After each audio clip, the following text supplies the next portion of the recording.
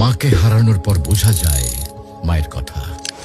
যে সকালে তুমি ঘুম থেকে উঠতে মায়ের ডাক শোনার জন্য, আর সেই ডাক চিরদিনের জন্য থেমে গেছে।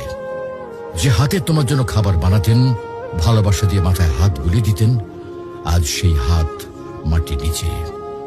যখন মা বেঁচে ছিলেন তুমি হয়তো বলেছ, মা আমি ব্যস্ত আছি, মা পরে কথা বলবো। কিন্তু আজ তুমি সময় পেলেও আর সেই কথা শোনানোর মানুষটি নেই। আজ তুমি চাইলে আর মাকে ফোন করে বলতে পারবে না, মা আমি পৌঁছে গেছি। আজ তুমি ঘরে ফিরলেও আর কেউ দরজায় দাঁড়িয়ে হাসি মুখে বলবে না, টেবিলে খাবার রাখা আছে, খেয়ে নিস বাবা। মাকে হারানোর পর বোঝা যায় তিনি শুধু একজন মা ছিলেন না, তিনি ছিলেন ঘরের আলো, জীবনের দোয়া আর হৃদয়ের শান্তি।